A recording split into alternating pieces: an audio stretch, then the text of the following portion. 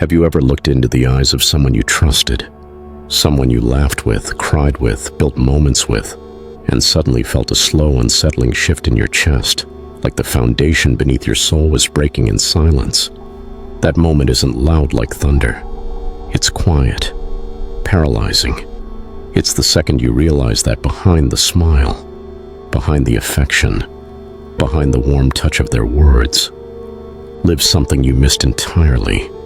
A hollowness, a hunger, a darkness masked as charm. What you've stumbled into isn't just manipulation. It's deeper, more dangerous. You may have just met a narcissist, and not the #narcissist ex-boyfriend kind. No, the real kind. The psychologically accurate, soul-draining, identity-fracturing kind. The kind Carl Jung studied in silence. The kind that doesn't just wound you, they unmake you. Peel you down layer by layer until you forget who you were before they rewrote your narrative and wore your self-worth like a trophy dangling on their keychain. In this video, we're not just skimming psychology textbooks or throwing around empty labels. We are diving into the abyss, into the unconscious ego-driven behaviors Carl Jung tried to illuminate, those terrains where the narcissist thrives.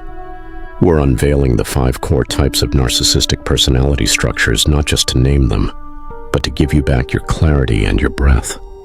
Because once you name darkness, it starts to lose power. But until then, it survives in confusion. And confusion is how narcissists win. They distort reality until you're no longer sure who the villain is and you begin questioning your heartbeat, your sanity, your memory. Let me ask you a painful question. Have you ever apologized for expressing your pain, for asking for love, for needing basic dignity? If you have, you might not even know how deeply you've been infected by a narcissist's subtle poison. They say narcissists are all the same, but they're not. Some worship attention. Others pretend they don't need it. Some dress their egos in Armani suits. Others conceal it in spiritual robes or broken-winged victimhood. But in every one of them, behind every carefully constructed persona, is a psyche terrified of exposure, terrified of nothingness. Carl Jung once said, "The most terrifying thing is to accept oneself completely." And that's the tragedy of the narcissist. They've exiled their true self, buried it in shame, and what's left? A hollow echo pretending to be human. You must understand, narcissism isn't confidence. It's camouflage. A desperate performance built to protect a fractured ego that never developed the capacity to truly love. And yet somehow, they find us. Empaths, givers, healers, listeners. They find our light and cast their shadow on it until it dims, until it flickers, until it dies, not with drama but with indifference. And the scariest part, they don't always shout. The ones who broke you may have whispered while doing it. Because not all narcissists are grandiose. Not all need applause.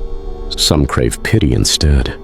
Some lure you in with stories of their pain, their trauma, their mother who never hugged them, or the partner who destroyed their heart. At first, you feel honored to be trusted. Then slowly, glacially, they become the center of your universe. Suddenly, your problems don't matter.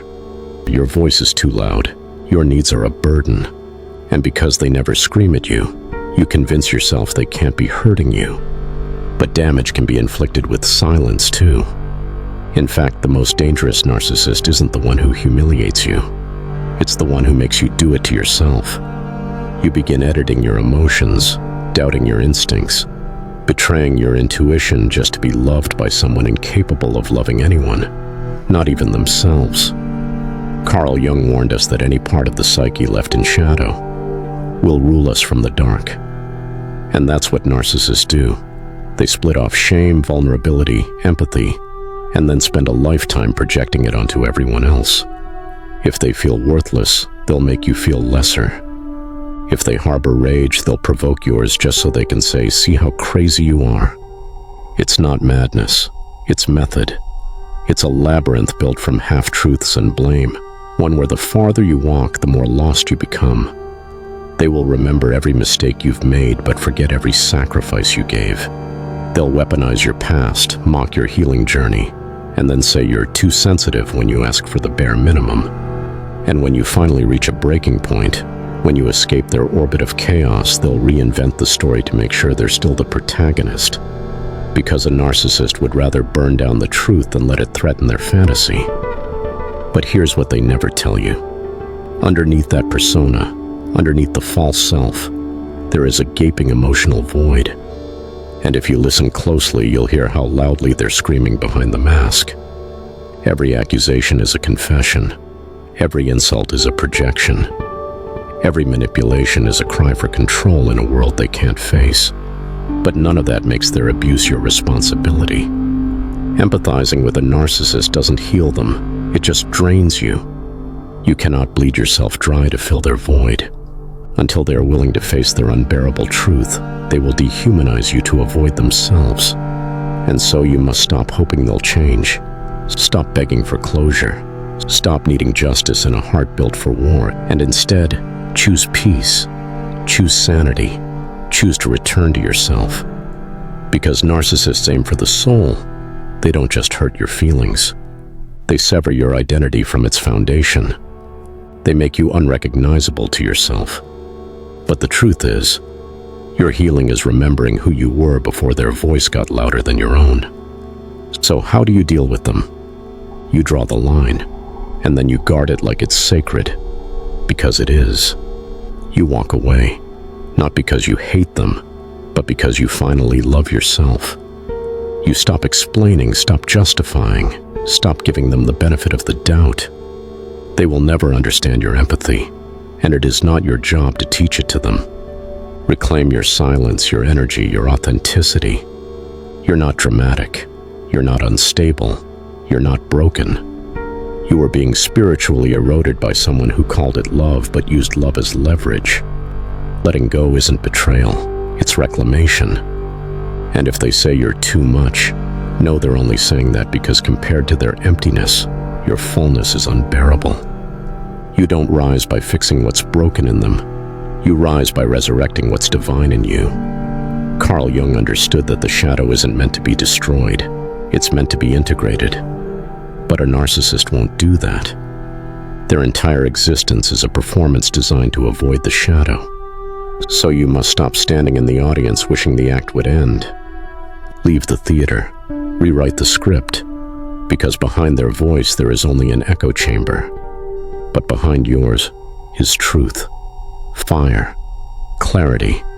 And once you reclaim it, once you truly grasp the psychological web for what it is, you stop becoming prey. You start becoming sovereign. Narcissism loses power when you stop needing it to validate your worth. It dissolves when you stop seeking love from a place where love has never existed. This isn't your fault, but your recovery is your responsibility. And I'm telling you right now, you're allowed to make it out. You don't need a villain to play the role of victim. You can just walk away. You can snap the cycle. You can rebuild your nervous system, learn to trust your intuition again, and fall in love with the quiet of a life without emotional warfare. Betrayal was never love.